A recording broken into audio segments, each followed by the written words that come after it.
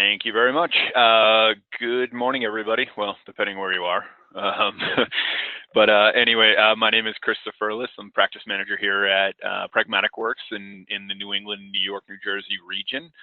Today we're going to talk about the Power BI governance strategies. And so some of the lead-in questions, we can see that people are struggling with some of the areas that we're going to cover today, and hopefully give you some peace of mind to at least be able to take those strategies and implement, or at least lead you down a path for more, more guidance in your own environment, as well as, feel free to hit us up with any questions that you come up with and see what options we might have available or strategies we've deployed previously.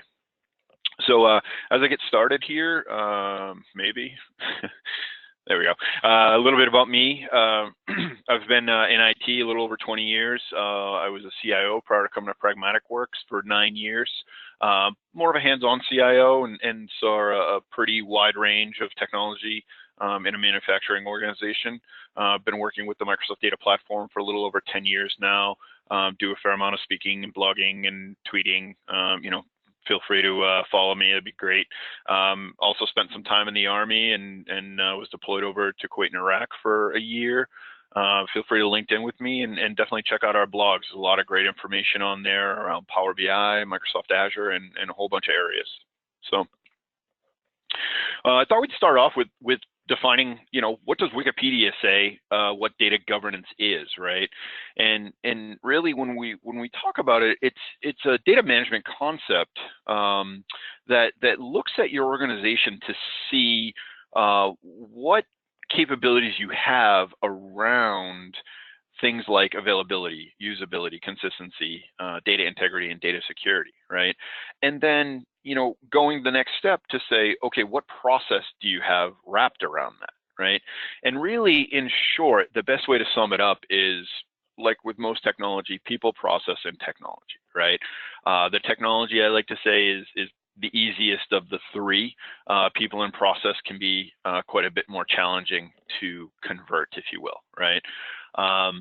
So when we look at these three options, governance comes into play with all three, right? Because you're talking about user security and data integrity and the technology platforms that we're ingesting and consuming this data with, so it really is all three. So I like to call it the governance triangle, right?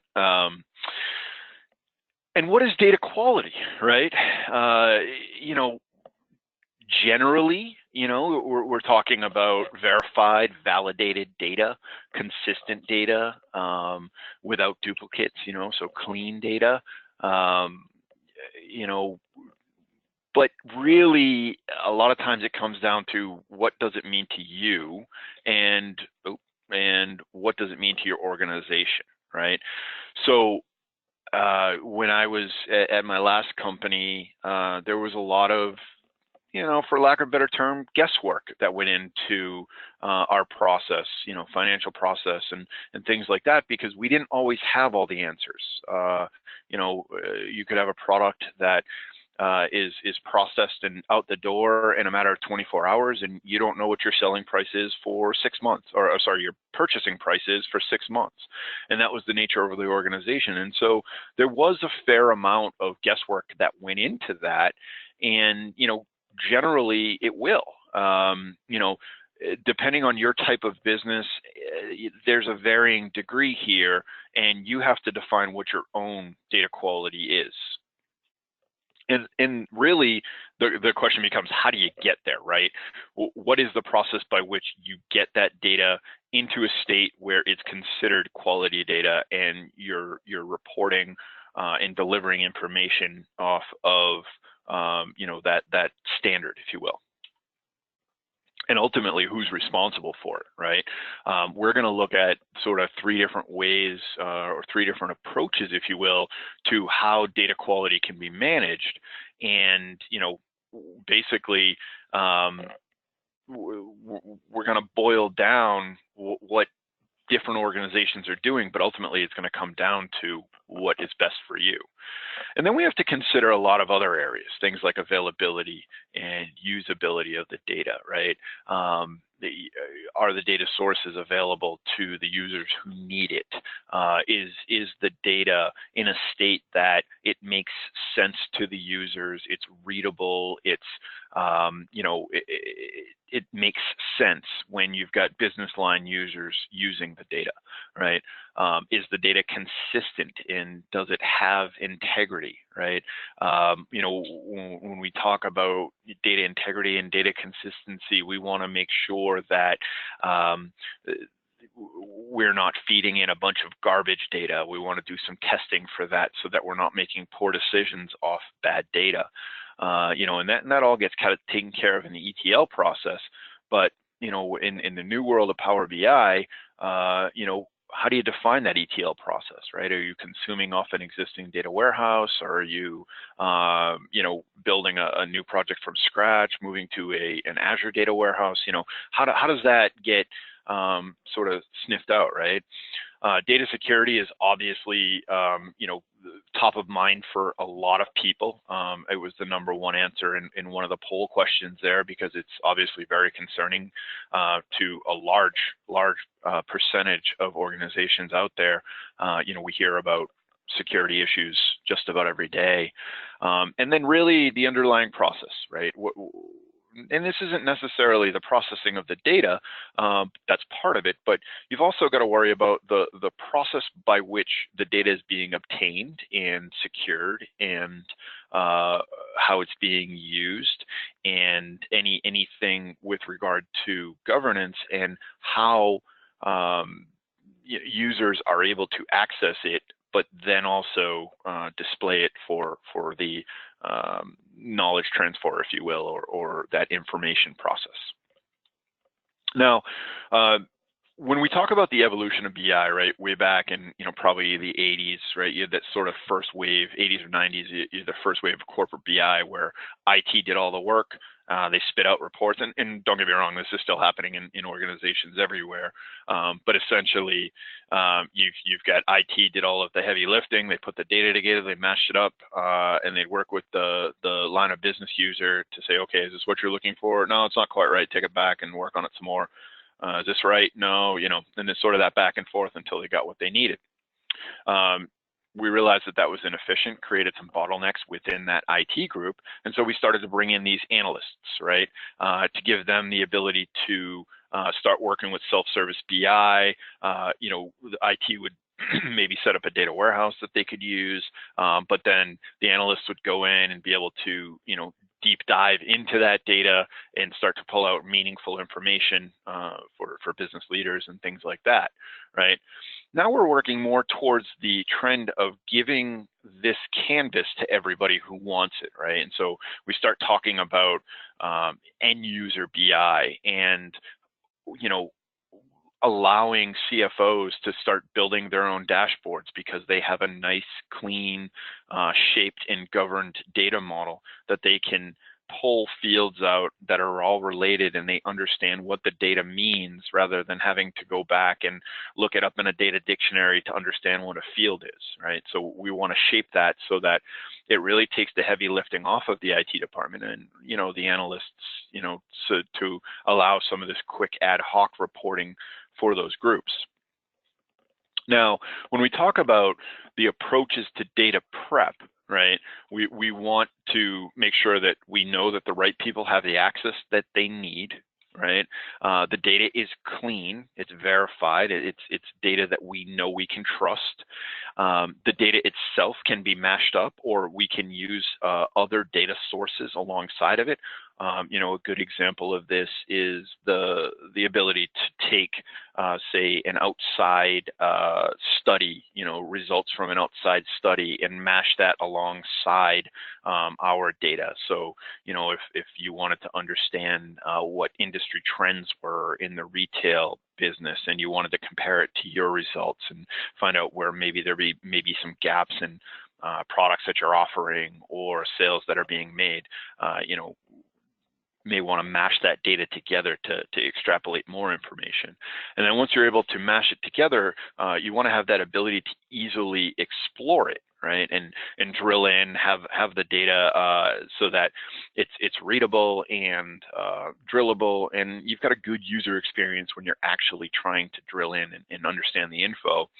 Then we want to surface that and visualize it so that you can look at things like KPIs and dashboards that have a good amount of information on the page, but not information overload, just information that helps us make key decisions or say, that doesn't look quite right. Let me drill in and look a little closer at that.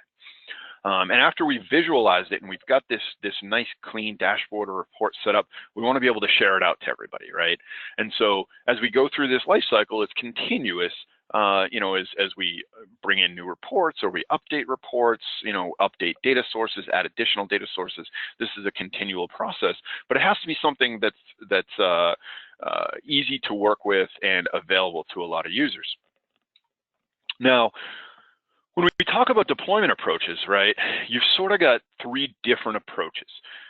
You've got the business-led self-service BI that,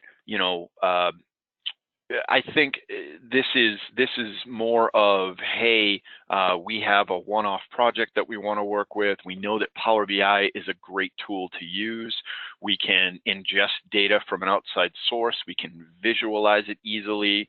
The users are very comfortable with the easy tooling and the familiar formulas, because they're used to using Excel, and they're able to do the cleanup. Hey, I want to get rid of these leading zeros from the account number, or I want to separate out some fields, with some data prep, and that's all handled. That's owned by the business, right? And so we consider that the bottom-up approach.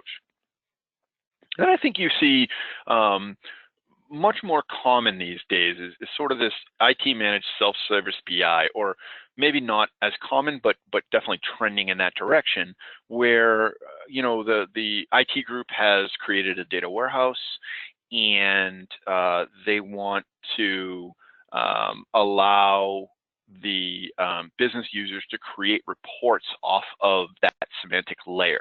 Right, so they're going to do all the data prep ahead of time. The data engineers are going to do the ETL. They're going to land that into a semantic layer that can then be consumed by the business, right? Now, basically from a business user standpoint, that's where it starts and ends, is they're saying, okay, we're going to create reports and dashboards, but when it comes to who really owns the data, it goes back to the IT group, and they're running the security and setting up that semantic layer.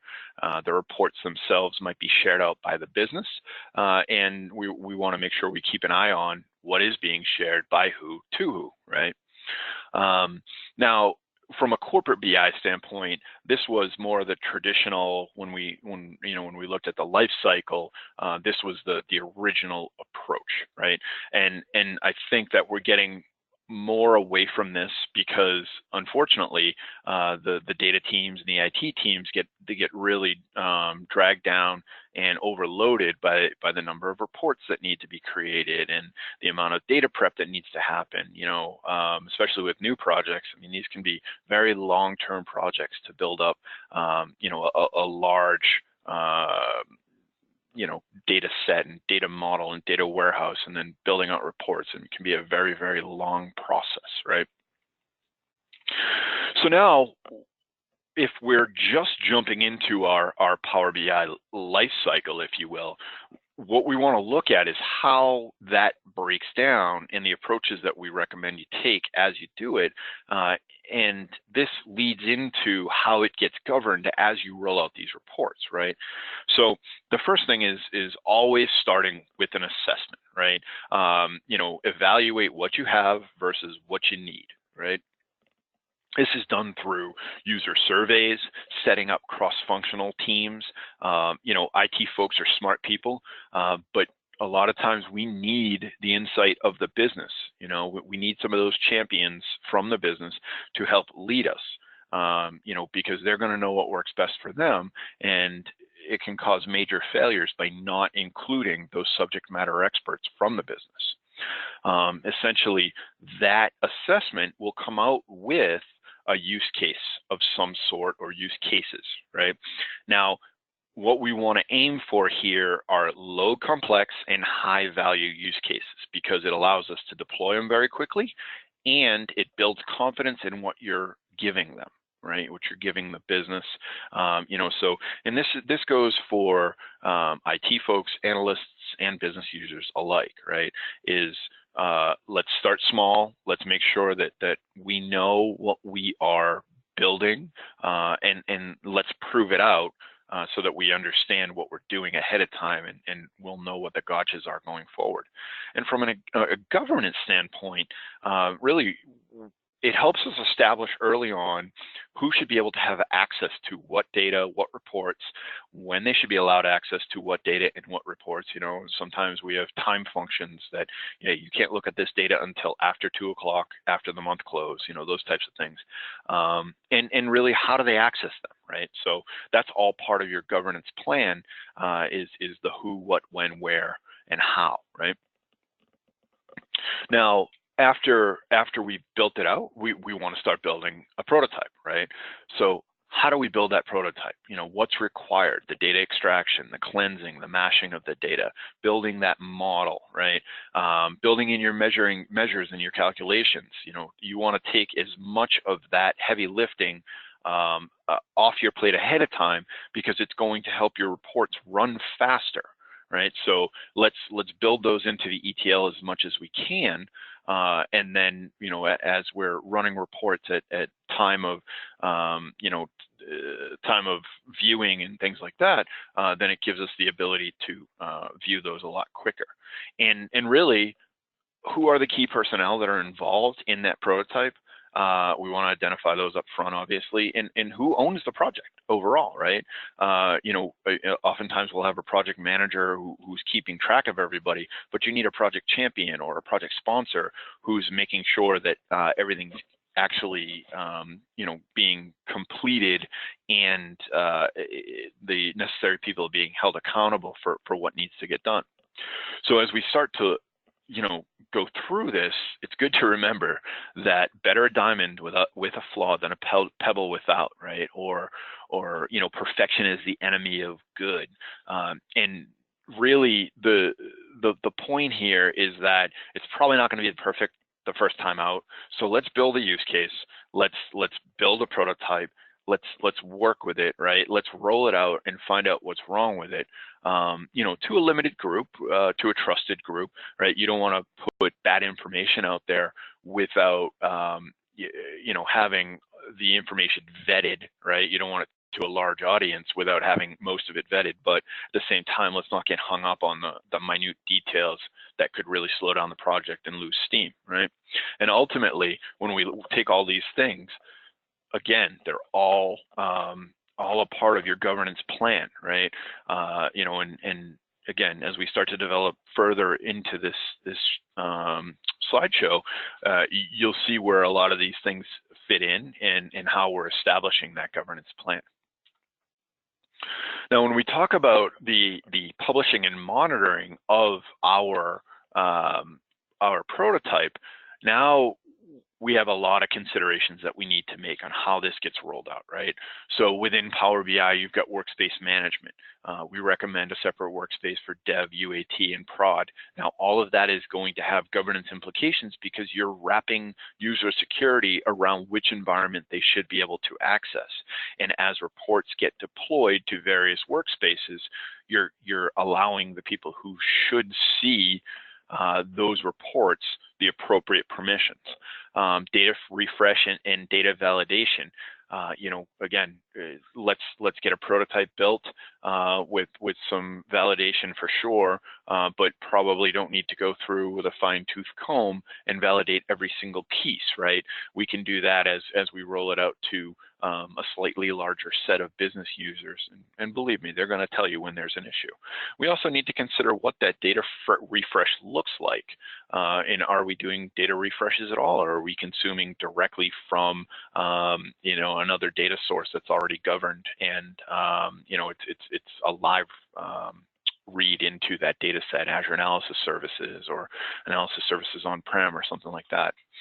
Then we need to consider, obviously, the report and the data set user security. Should users be able to modify reports, or should they just be able to view them? Should users be able to create new reports off of existing data sets? Do we need to implement row-level security within those data sets? And start looking at how we're setting up our workspaces for each of the environments, but then also applying them to the specific groups that will be using the reports. So you probably have something like a finance dev test and prod environment, and then think of each of those for each of your workspaces to ensure that you're securing as you need to and only giving the users the data that they should have. You can use the data classification tags within Power BI to note if you have things like HIPAA requirements, or you want to obfuscate PII. So use those data classification tags to make sure that we're very careful about that sensitive data. And then, of course, we're going to have incremental improvements as we build this out, right? As we understand more about the reports that are being deployed and that user feedback I mentioned earlier, you'll get plenty of that. And the old saying goes, if you put data into a lake and don't have a catalog or a dictionary around it, it becomes a swamp, right? And data lakes are great. You can house just endless amounts of data, but if you don't know what is where and what's important, it's probably going to be an issue, right? So let's stay away from the data swamps and let's make sure we have our information in a data catalog and a data dictionary. Azure Data Catalog is a good option. It's kind of a no frills option. You've got some with more capabilities out there. And then, of course, data dictionary is a must across the organization to make sure you know what the data is. And really, we want to look at what the usage patterns are reports being used, and so that's definitely a consideration when we're looking to govern this data is, have we deployed reports that aren't actually being used, and do they need to stay there? And so something we want to consider. And ultimately, after you've got, a well-groomed report out there, dashboard, and users are happy with it, and they've given you the challenges that they're facing, and you've corrected all those. Now you want to establish how you're going to support that rollout, as well as, is it scalable, right? So did we just build this as a POC to really understand the underlying technology and how we want to set it up? And do we want to start this from scratch? Because, we're going to roll this out from, 50 users to 10,000, or did we take all of those items into consideration? So really, is it scalable? Does it need to be? Is this just a one-off project for one group? Do we have to worry about that, right? How do the reports themselves perform? How does refreshing work? With some of the dashboard capabilities within Power BI, you've got the ability to look at how long it's taking for your data to refresh, and what, were there any service outages, things like that. And those are all things that we want to be mindful of, right? And then, do we need to consolidate some of this, right? Did we take a top level holistic approach and really build this up for a large scale deployment? But the reality is we don't need that, and so how do we scale that back and, maybe cut some costs or things like that? Beyond that, you really need to worry about who is managing your Power BI environment. Again, one of the poll questions, so who's responsible for that, right? So, sometimes it's the Office 365 administrator. Sometimes you have, Joe over in the corner who just latched on to Power BI early, and so he wound up owning it. We have a managed services offering where we can offer support for users and developers for, report-related issues or development issues, those types of things, right? So who is your line of defense, and how do those issues get resolved, right? How do you add new users, and how do you keep track of licensed users? Somebody logs in for the first time, hey, I need a license to Power BI. It's not what I was looking for, but they don't tell anybody, and then you're now using a license for that user that you don't need to, right? So how do you keep track of that? Are reports being deployed efficiently, right? So are people using the same model over and over again and deploying it up to Power BI as multiple data sets, when that could be consolidated down to be used for a single model for multiple reports, right? Something we want to keep an eye on. And then, are the deployed reports actually being used, right? We talked about this a little bit, where you've deployed a report with a model attached to it, and it got deployed once, or somebody put it into testing and nobody's actually using it. Wasn't quite right, needs some modifications, so we moved on to the next one and just left it up there. Well, that's probably going to make your environment run less efficient over time, especially if you're doing data refreshes and things like that. So we want to keep an eye on that. Now, follow on to that is how are you rolling this out to your large scale audience, right? How are you allowing for things like training, right? What is the best training for your environment? Who is setting up what, right? What are your business analysts doing? What are your business users doing? How are they being trained on this? Are you doing one-off sessions with the local expert, the local SME for the business? Are you sending people to a dashboard in a day event? We have workshops and on-demand training. There's a ton of stuff out there on YouTube and everything else, right? So how are you doing that? And then also, how are you ensuring that your standards are being followed for reporting, right? So we've done a lot of our diligence around making sure that we've got a governed, conformed, consistent, reliable data model and environment. Now, when we're building reports, how do we know that we're not putting data on there that we're not, we shouldn't be sharing? So definitely something we want to keep an eye on is setting up those standards and what those standard operating procedures are. Beyond that, great. You've deployed your use case, you're harnessing the power of Power BI, right? So now what? Well, let's look at all the areas where we have some challenges, right? So we talked to about 5,000 of our customers, and with surveys and things like that, and these are what we identified as the different areas that need management. So not every business has all of these resources aligned, and so how does this blend over? And then as we talked about the life cycle of deploying a report, when we look at all of these different areas, you can see that they're sort of intermixed into who owns what aspect of the project, right? And so we want to make sure that we're aligning these roles. May not be named exactly the same, but we want to make sure that we're aligning these roles with the appropriate groups within the company, and the individual functions, make sure that the right people are handling them. When we talked to our customers, basically the biggest challenges that they told us they had, were security and license management, compliance and governance, user and developer support, backup and recovery of reports, monitoring and automation, report development backlog, and architecture standards, right? And that came through on the survey questions as well. What is my correct architecture? I believe over 50% of the respondents said that that's one of the challenges they have. Okay, so those are the things that we want to keep in mind, right? And as we want to govern appropriately, you want to have the correct architecture to support that.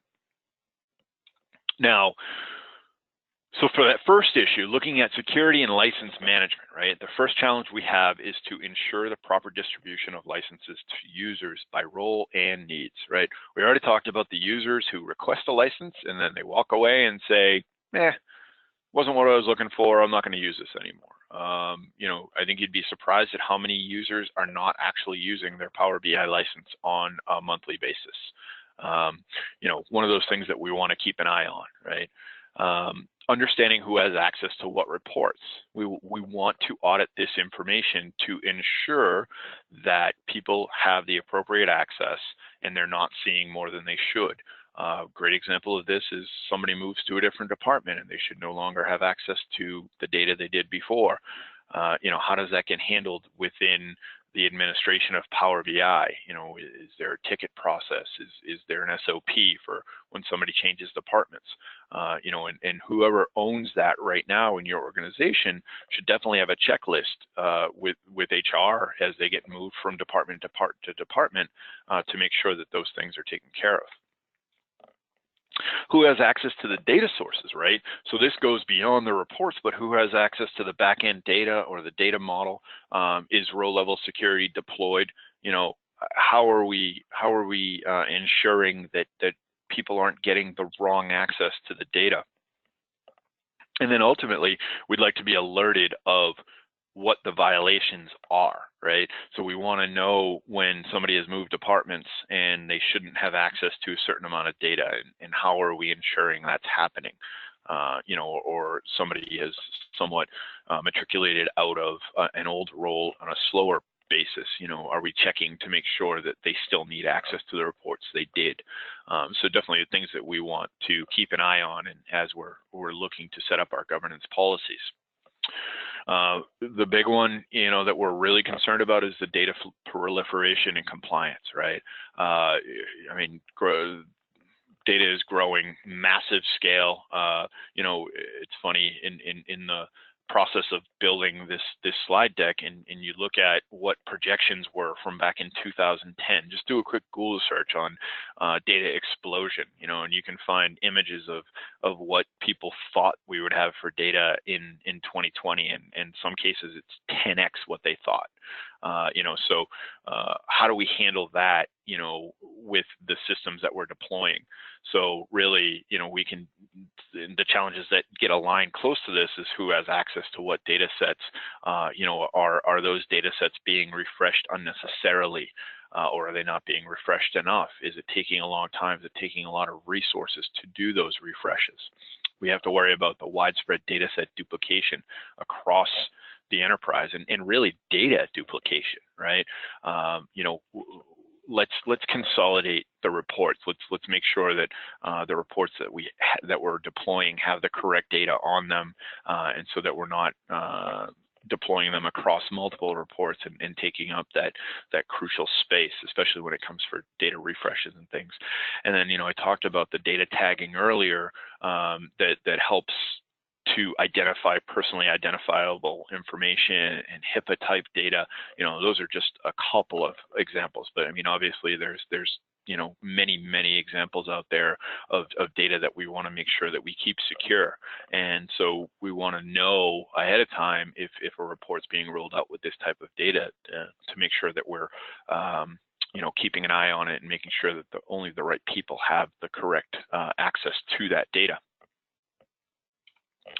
So now when we start talking about the tenant considerations, right, we want to have the ability to review the report usage patterns, right? Let's eliminate the reports that aren't being used. We want to make sure that data is balanced properly, right? So when we're doing a data refresh or something like that, you know, if we've got one data set that's taking 95% of the time to do the entire refresh, let's look into that and let's figure out if there's a way to do that more efficiently so that we're not, you know, saturating our bandwidth or, you know, running close to time where that data would be required for reporting. We certainly want to keep an eye on security for our reports and the data, and you know, making sure that, again, people have access to the correct information when they need it. We want to make sure that the licenses are being used properly, right? And they're actually being used. We're not extending, we're not wasting money by just throwing a license at somebody who's not actually using it. We want to eliminate that data, that duplicate data, and we want to look at the capacity status, right? And how long is it taking to refresh the data, but also how much data is being stored in our Power BI tenant. And this goes across the board for, Power BI Pro licensing and Power BI Premium licenses, because you're going to want to know if you're saturating your resources when users are logging in, right? And you want to make sure that you have the correct user experience when you're when your users need to get into that data. So definitely something that we want to consider is keeping an eye on that capacity and make sure we're not hitting those thresholds. Now, there's ways you can do this. You can get some of usage metrics from within your Power BI admin portal, right? So you can go in and you can look at your information about your users, your global tenant settings. You can look at some capacity settings, and you can actually get a breakdown of CPU and memory usage on your premium nodes. You can look at with data flows, you can actually look at your storage usage and what's being used in that ADLS Gen 2, Azure Data Lake Store Gen 2 environment. How much data are you using in there and how's it being used? And there's a couple of references there, and we'll make these these links available to anybody who needs them. Just an example of what that dashboard looks like. So you're getting some information, right? You can tap into the data sets for these dashboards. You can't modify the dashboard itself, but you can tap into the data sets that are the underlying data and build your own custom data set in dashboard, your own dashboards and reports, not data set, to be able to, display the information how it works for you, right?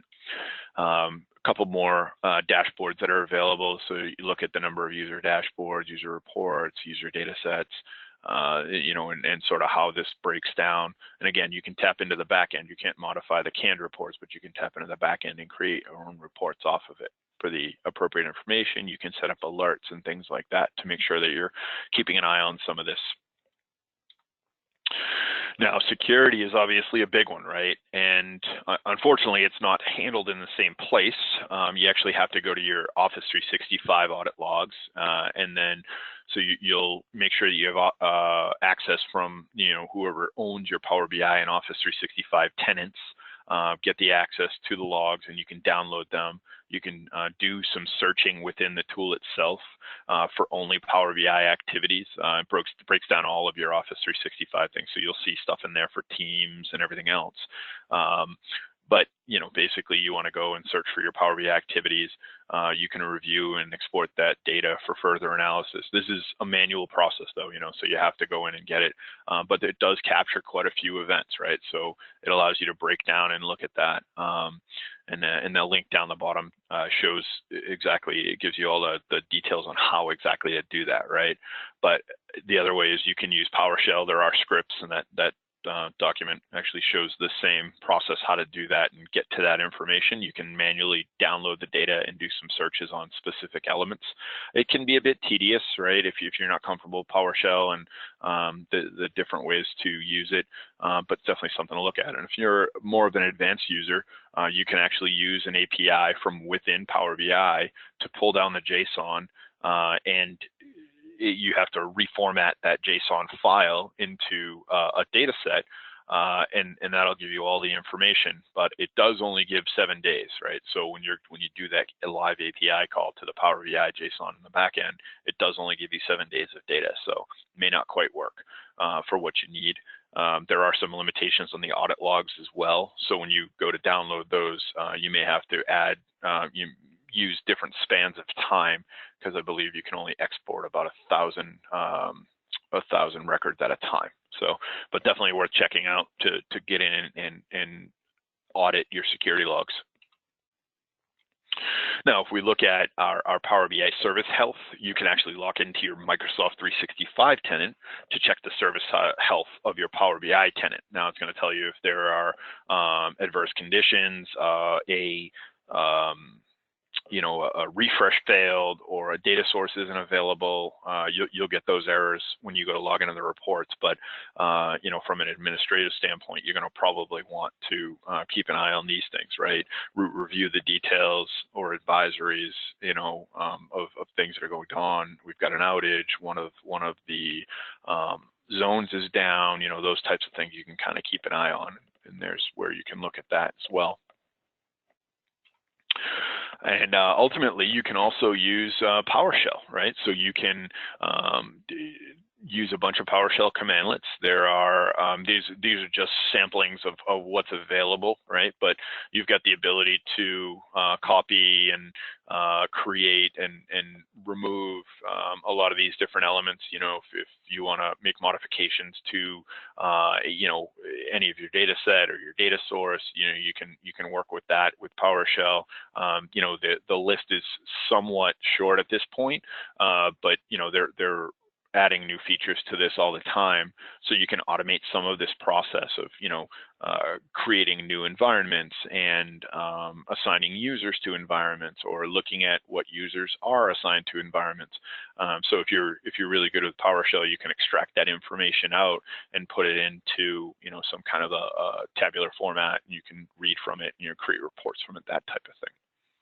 So really what you know, in coming back to all that, again, what we just discussed is very much a large portion of what we want to make sure we're keeping an eye on. So when we look at the total support of your entire architecture and infrastructure, it does really require the collaboration of this entire team, or what those responsibilities and who they're assigned to, right? And so it's one thing we want to keep an eye on and figure out who gets assigned what tasks. Okay, so there's a few docs here. Again, you know, the Power BI the governance and deployment white paper that was rolled out a few years ago. It's actually, a lot of the concepts in there are still holding true today. They talk about some things that are no longer available, or you know, have been improved, but the overall concepts are pretty relevant to what we're doing today. You know, best design practices, reports, and visuals. All three of these documents are very good informationally, and of course, you know, we can help, right? So we have our Azure Everyday series, and we have our Power BI YouTube channel and our Azure YouTube channel. You can, you know, ask us questions directly. You can, you know, call our team. You know, we've got data help desk services and those types of things that we can help, you know, to help help you on your journey here. So with that, I'll open up to any questions that we have.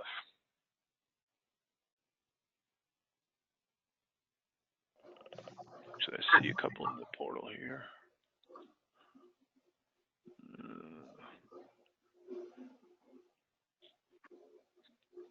There we go. Okay. Oh, somebody said my audio is cutting out. Hopefully you guys heard it. Yeah, so the quality, yeah, that was to make a point, Paul. So glad you caught that. Let's see. And we've got a bunch of questions coming through here. So let me start from the top. Okay. Usage patterns can be determined at the early stages of the platform. You're correct, Bob. You can't, right? The usage patterns are defined after you've rolled out a project, but you know, it's something that we want to be mindful of, is the point I was making there. Report published to the web. Yes, so PALEC, for the reports that are published to the web, the metrics can track how many times the dashboard and report are being viewed. And again, that's within the metrics that you should be able to see. And then if the exact statistic you're looking for is not available, then it would be in the audit logs through the Office 365 tenant.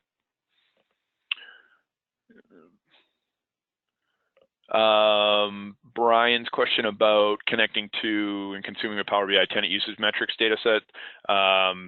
The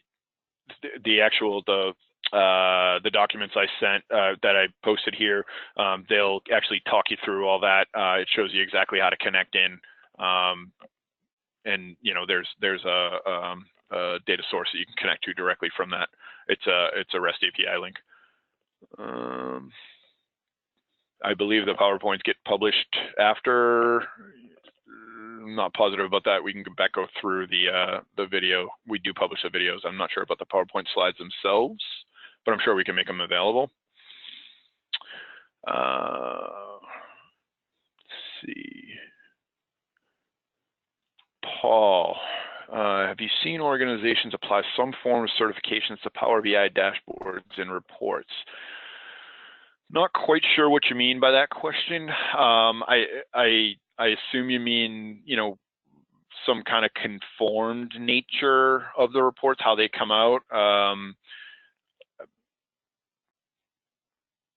Yeah, I'm just gonna assume that you mean in that regard. You can set up a you can set up templates so that the reports conform to the same standards.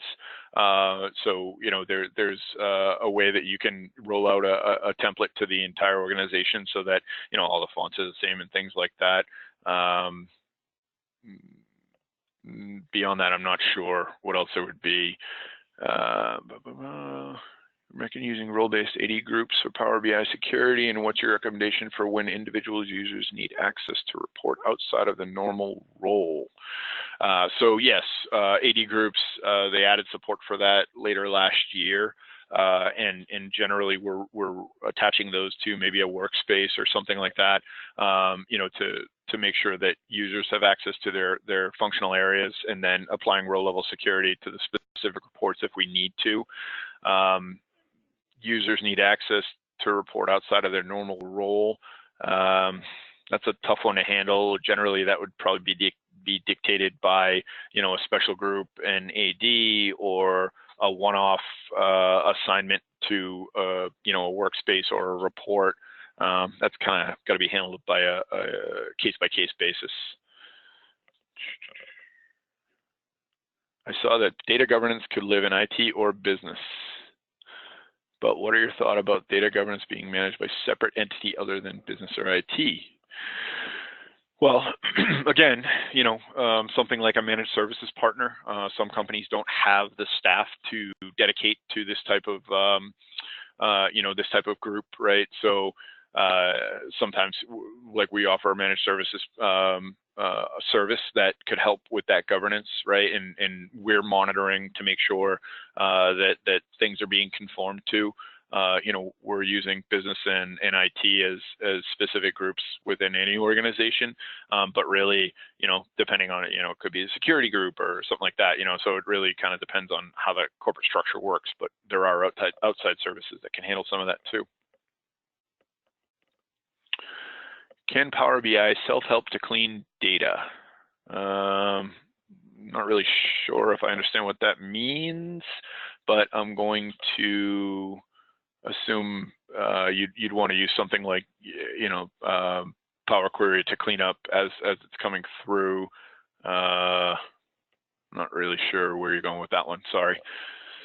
Let's see. Independent governing body that overseeing things holistically. Oh, that was a follow-up to Kayla. Sorry. Yeah. So I mean, you could have a security group, or I've seen people run out data governance groups within their organization. So it could be a group of users from the environment, a group of business users from the business that are making determinations around that. So sometimes, like I said, they'll have a whole dedicated group that's part of their role is to set up that practice. But then again, outside groups to offer sort of best practices and oversight, if you will. We have versioning of the logs in Power BI. Not sure what you mean by versioning. I'm guessing versioning of the reports. And I do not believe there's anything like that.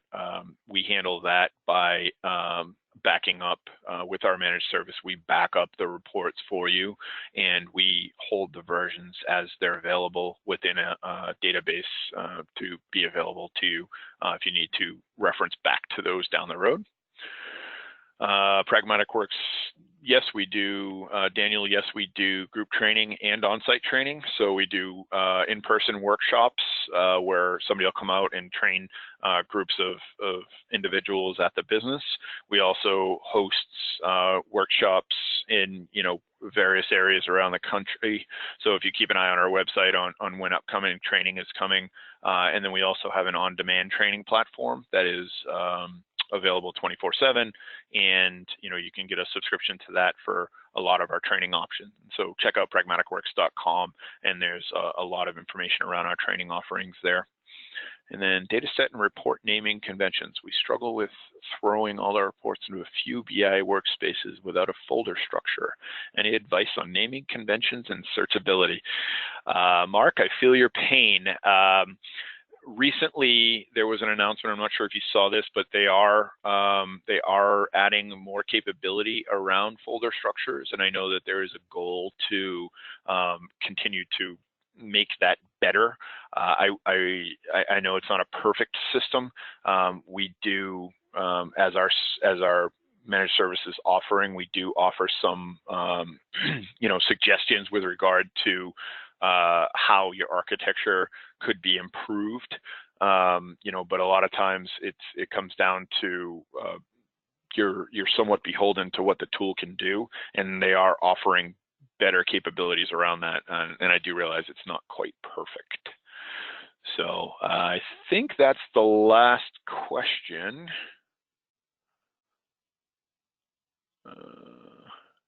Yeah, that's all I got. So thanks very much for the great questions. Hopefully, oh wait, I got one more. Sorry. Does versioning and auditing part of data governance? Depends on how you define data governance, right? So you've got a lot of capability there.